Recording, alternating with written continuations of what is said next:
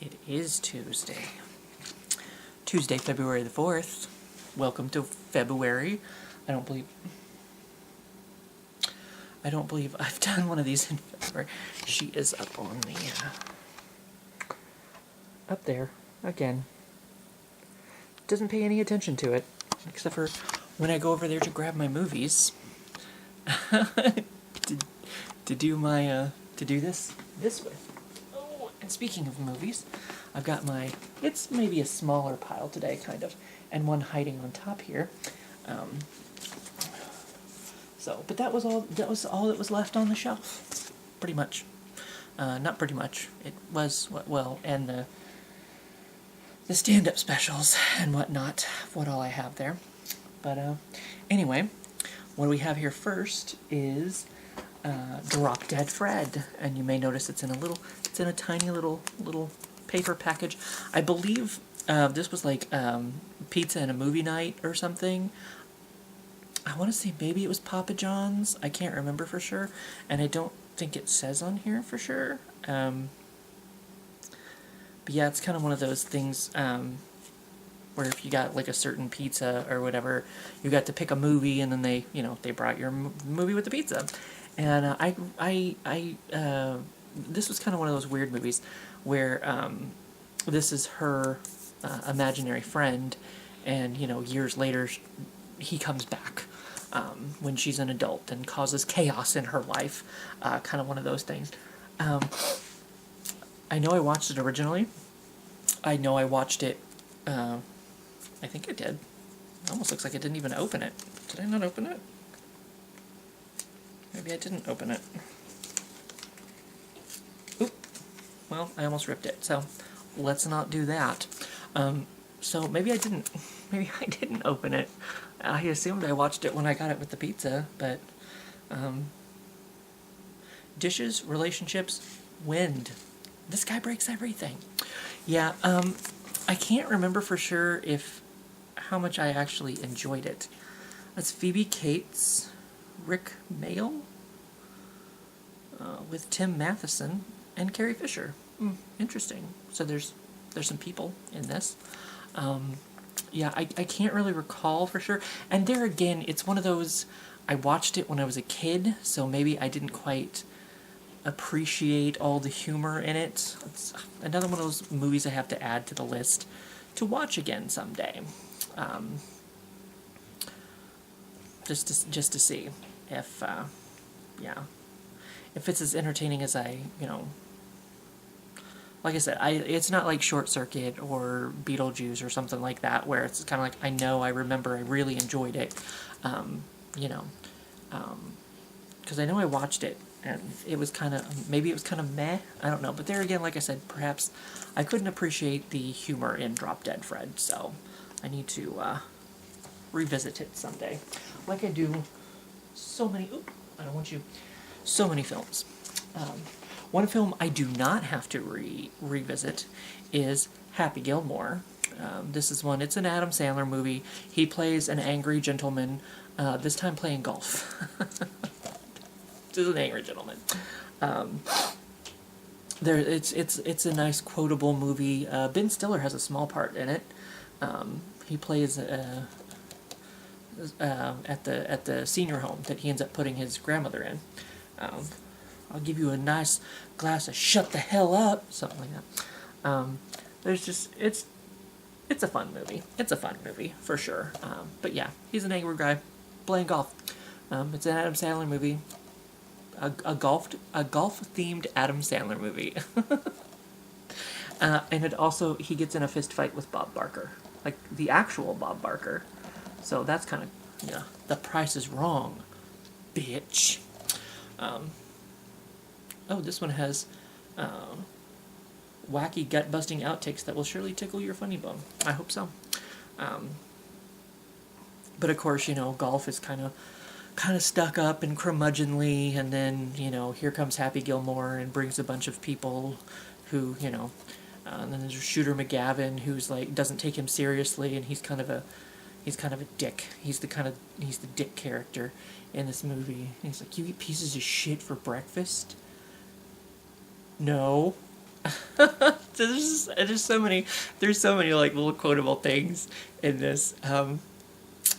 So it's a, I mean, if you can stand Adam Sandler, I guess there's some people who've had enough of him and can't stand any more of him. But this is of course I haven't seen. I wasn't a big fan of The Waterboy. The Waterboy is one of those classic Adam Sandler movies that everybody seems to enjoy, but I did not. I watched it. I know I watched it. It was all right. I haven't seen Billy Madison. I've seen. What's the one where he ends up adopting the kid? Big something?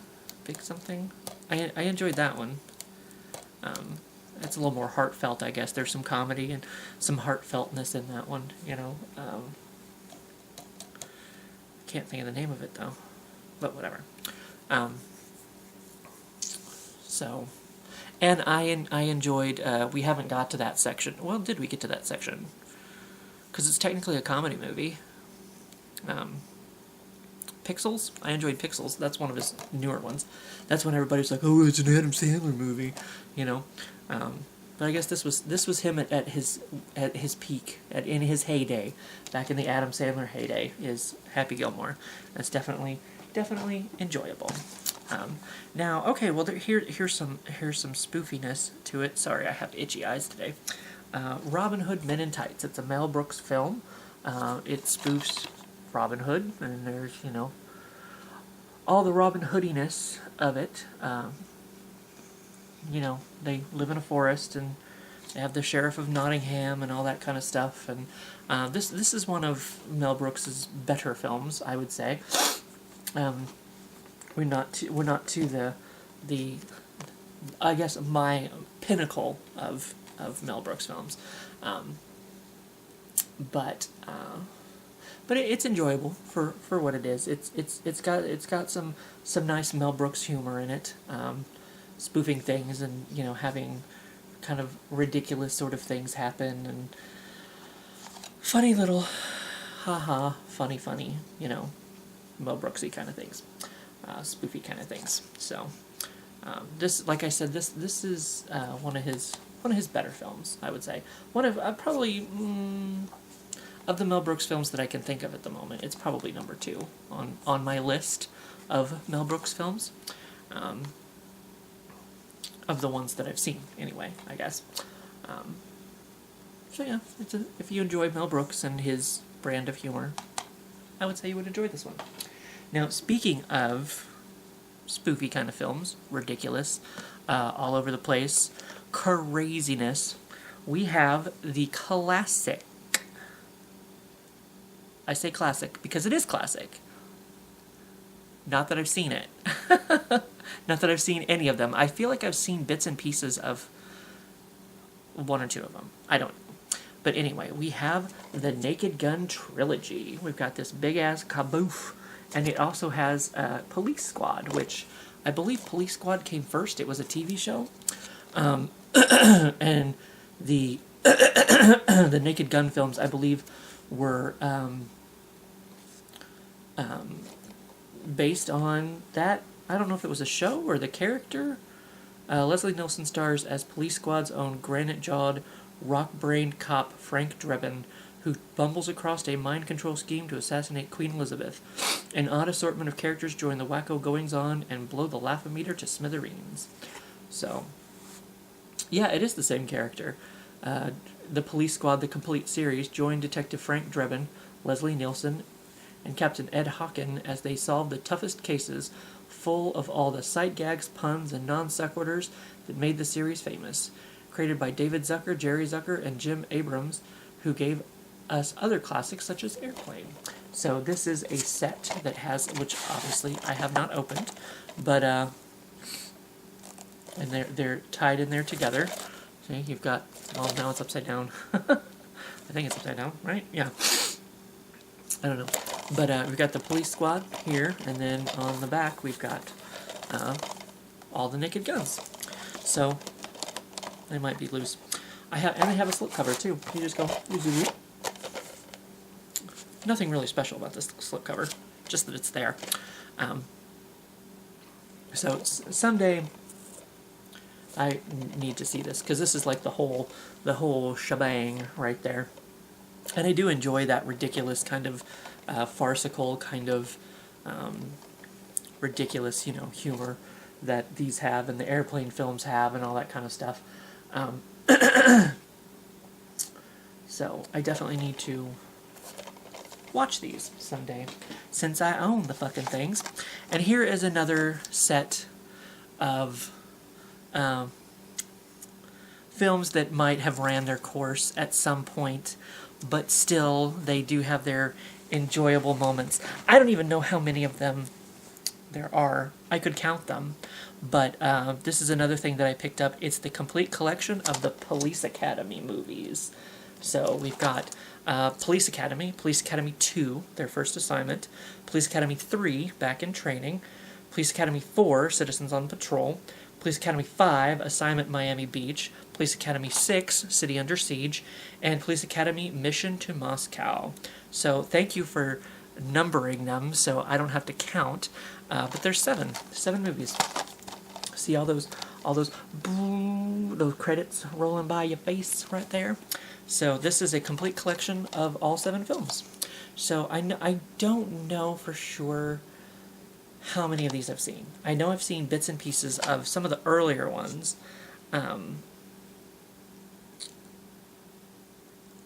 But I know, because Bobcat Goldthwait, I don't know, he joins the series later, I think. I don't think he's in the first one.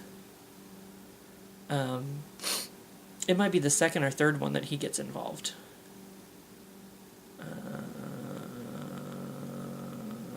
I was looking for his name in the he's at least in the third one, Bobcat Goldthwait. Because he actually starts, if I remember correctly, he actually starts as like one of a criminal, and then in the next film he ends up going into Police Academy with them and becoming one of them. So they keep him around. But then of course, there's the Hightower, I think his name is. He's this big buff black dude, and then they have of course Steve Guttenberg is the main guy or whatever, and of course their captain or whatever, he's the dick bag in this. And then there's the little lady who doesn't say much. She talks really quiet like this. And then, so you can barely hear her. She's very mousy. And then at the end of every movie, she runs in there and she's like, "Don't move, dirtbag!" I assume that happens every movie. I seem to think that was her catchphrase, that she would zoom in there at the end, and after talking really mousy and then at the end of the movie she'd be like, "Don't move, dirtbag!" So it was a great time. And of course, the Motor Mouth, the guy who makes all the he actually makes an appearance in another Mel Brooks film, Spaceballs, which may or may not be my number one. He's like, "I've lost the bleeps, I've lost the sweeps, and I've lost the creeps." I can't. He just makes the weirdest noise. He whatever noise he makes sounds like exactly what it's supposed to be, But so he's in this series too. So there's some interesting, and a lot of the characters I don't know for sure when, because I know in some of the later movies I don't know what characters are still involved in the later movies. I know at some point Steve Guttenberg isn't no longer in them. I don't see his name in Police Academy 5. I see it in 4.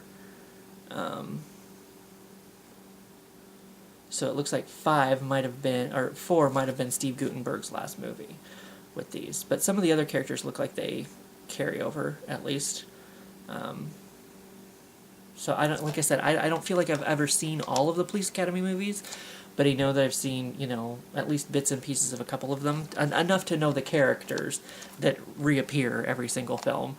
Well, maybe not every single film, but some of the earlier ones, maybe the better ones. People probably say that's the better ones, or the earlier ones, because it has all the characters in it, the characters you know and love. But anyway, so this is, classic, goofy kind of I feel like it's like Revenge of the Nerds, but they're police officers kind of thing, maybe. You know, it's just kind of like that group of crazy characters doing crazy things and having a good time, apparently. So I have... Hey, wake up, wake up. I need my light. So yeah, Please Academy movies. Got all 7. I can watch them someday, if I so choose to do so. We're going to talk about this one next. We're going to put that one down there, because that one's important. This one, was not. I was disappointed in this one. It's Hamlet 2. Now, they got me with the,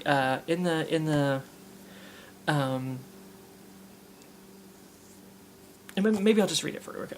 Scathingly funny, according to Bruce Handy of Vanity Fair. One high school drama teacher is about to make a huge number 2 in this wildly irrelevant and completely outrageous movie from the producers of Little Miss Sunshine. When his school's theater department is threatened to be cut, failed actor turned high school drama teacher Dana Marsh writes a play that he hopes will solve everything, a sequel to Shakespeare's Hamlet.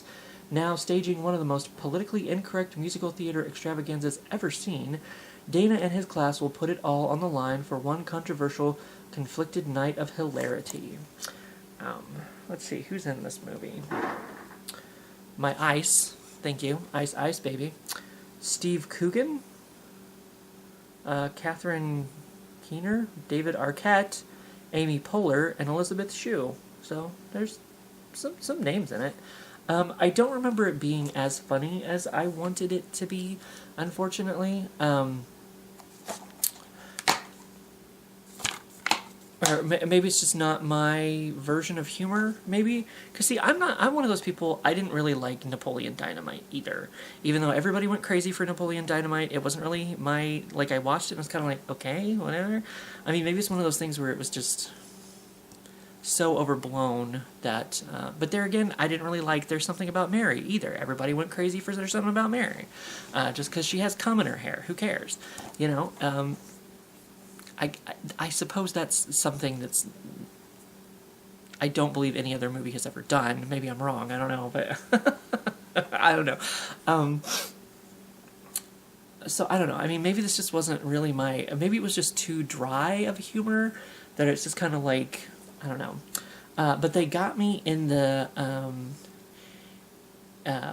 trailer, in the commercials for it, because the musical number that they do in this, or at least one of the musical numbers they do in this, is Rock Me, Rock Me, Rock Me, Sexy Jesus. So I thought, oh yeah, Rock Me, Sexy Jesus. I will say, the ending of the film has it's a very... I mean, maybe these are spoilers. Maybe I shouldn't. Maybe I should give a spoiler warning here in case you plan on watching Hamlet 2. I wouldn't necessarily suggest it, but, you know, whatever. I will say at the end of the movie, it was a very touching, heartfelt... The ending of this movie just felt right, you know? Because, I mean, I've already given the spoiler warning, so, like everybody kind of... like, comes together and enjoys, you know, like, everybody comes to an understanding at the end or whatever. So it's I mean, it's a very nice, touching little ending to a movie that unfortunately was not as funny as I wanted it to be. So we'll just say that. Okay, I put it away. You can come back. You can come back. The spoilers are over. The spoilers are over, because I want you to come back for my next... Excuse me. One of my favorite movies ever. I love it. Bassketball. Once again, it's Trey Parker and Matt Stone from the South Park.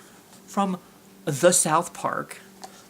I'm gonna get on the Facebook and watch the South Park. I don't think you can watch the South Park on the Facebook, but you know what? Give it a shot. You're welcome to waste your time. Don't care. These are the same guys who also did the... Team America World Police that I talked about the other day. This is just so ridiculous. It's so ridiculous. It's ridiculous, but it also has a good, solid story. It has Jeannie Garth and Tiffany Amber Thiessen, right? I said her name right. Yasmin Bleeth. Sorry, not Tiffany Amber Thiessen. I always get those two confused for some reason. I don't. It's the long hair. Were they both on 90210 or Melrose Place or something? Yasmin Bleeth, or the slow motion boob show with water. Baywatch. You knew what I was talking about, though. You knew. I'm still right. So it has a pretty good cast, and the storyline of it is pretty good as well, because it has a lot to say about like professional sports, especially at the time. I guess there's probably still the same thing, because it's 1998. But it says, from the director of Naked Gun comes a side-splitting comedy of professional sports, starring Trey Parker and Matt Stone from South Park as two guys who invent a game in their driveway that quickly becomes a national obsession and catapults them into the spotlight. Bassketball is a hilarious comedy about babes, brews, and being number one. Critics call Bassketball a comedy that is as smart as it is funny and absolutely rolling in the aisles hysterical. Okay?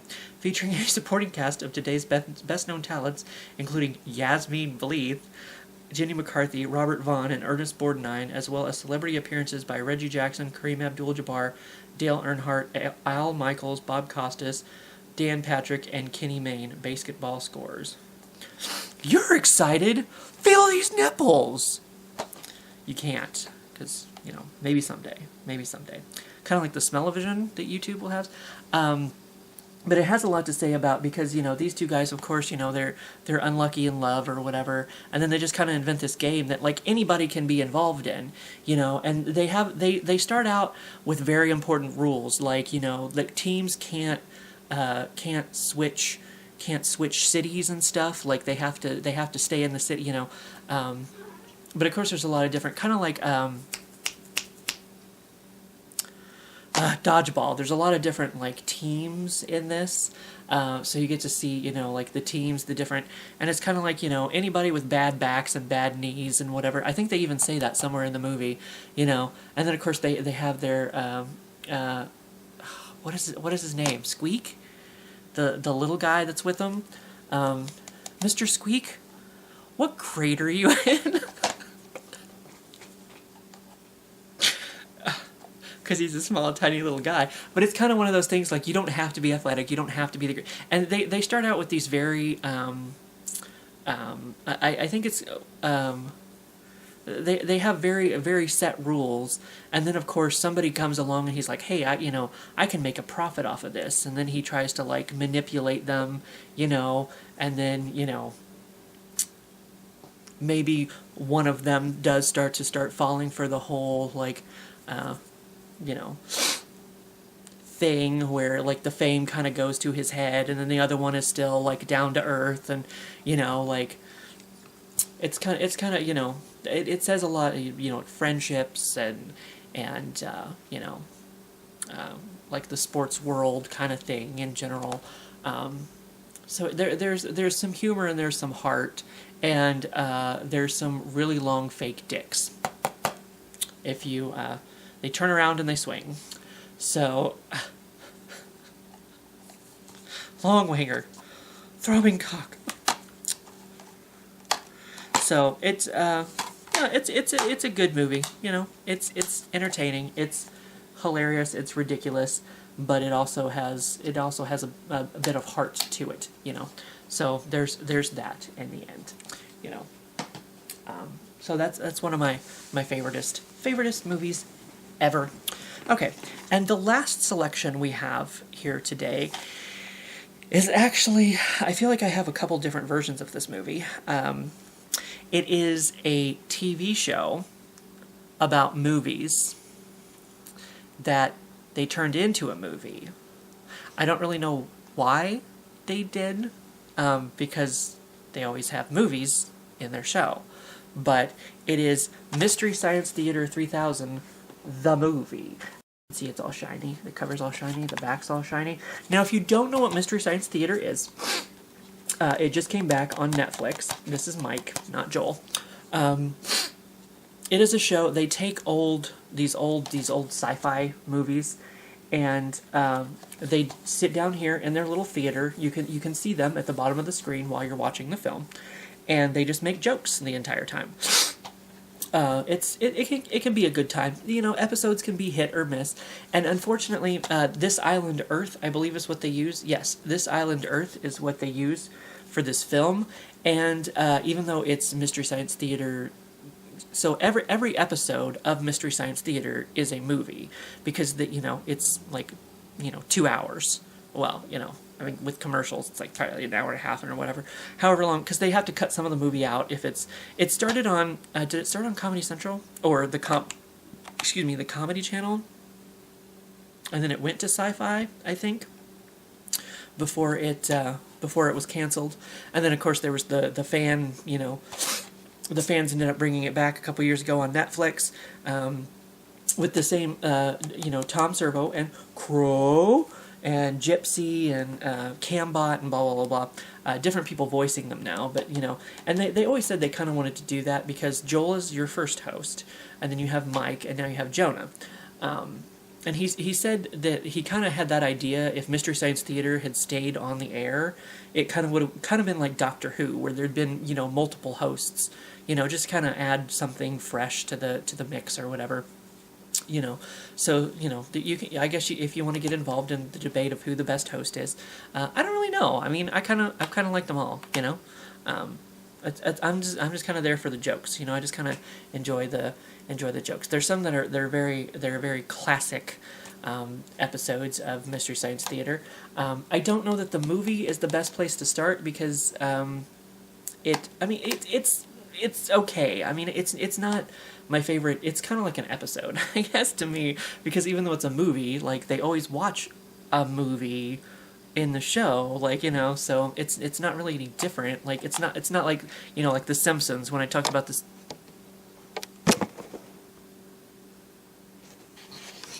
Can I help you, ma'am?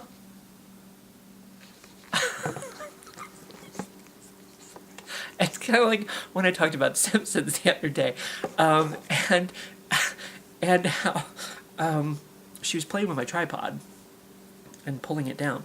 Like The Simpsons is half an hour, so when you watch a movie, it feels like an extended episode of The Simpsons. But with this Mystery Science Theater, they always watch a movie, so it's always like, with commercials, it's a 2-hour episode. They always watch a movie, so I don't know. This is just kind of, I don't really, that's what I'm not really sure why they did a Mystery Science Theater movie. They do curse once or twice in this. I remember they say whoop-de shit one time, and that's not something they could say on TV. But I just like how shiny. I just get so distracted by shiny things. It's a problem. It's a problem. But we will talk more about Mystery Science Theater because I have plenty of them when I do my TV collection. It'll probably be its own little special video just to say what my Mystery Science Theater collection is. So maybe I'll have better ideas of what episode to start with. Not Hamlet. Not Hamlet. No. That one's pretty notorious for. There's some people who like it. But I think the general consensus among the fan base is that Hamlet is not one of the better episodes. So, not Hamlet. But if you just want to check it out and see, kind of, get your feet wet or whatever, dip your toe in. I mean, I'm not saying this is, I've seen better episodes of the show itself that I think are better than the movie. But if you kind of want to get an idea of what it is, I mean, basically you can watch any episode you want, and kind of get the feel for it.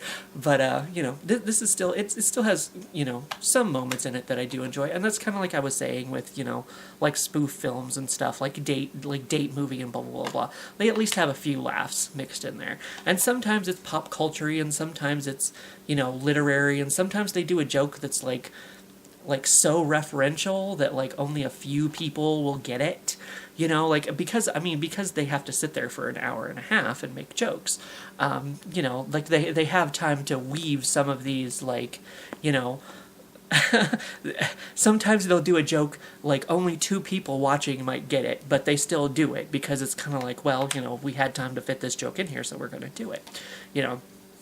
And some of them are just, yeah, they're a good time. Mystery Science Theater is a good time. If you've never checked it out, you should, because it's fun. But that's the reason. Oh wait, what does it say? Every year Hollywood makes hundreds of movies. This is one of them. It is. So it's a movie about watching a movie, making fun of a movie. So yeah, they just kind of sit there and make jokes the whole time. So, but it's fun. It's a good time. But yeah, that's my collection for today. It's not snowing yet, I don't think. I think it was raining earlier. I was thinking about doing laundry before it got terrible, because it's supposed to get terrible, but I don't think it's, I don't know. I guess we'll see. We'll see. But then I took a nap, and I kind of lost motivation. You know, an impromptu nap in the middle of playing my casino game on Facebook, I think. But anyway, so then I was like, I need to...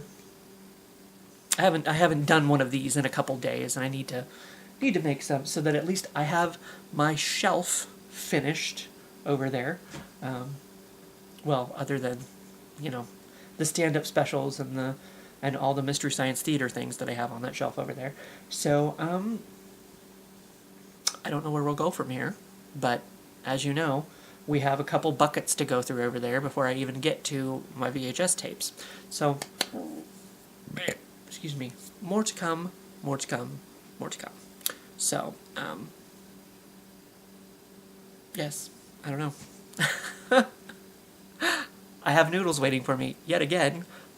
Beef. I have beef noodles today. Somebody asked me that the other day. They said, I hope you enjoyed your noodles. And I was like, well, as long as they weren't the chili ones. I decided to try the chili noodles. But they were okay, but just a little bit too spicy for me. So I'll stick with my soy sauce and pretty much every other flavor. But anyway, that's what I got going on. Not that I even know. I'll see you for what I see you.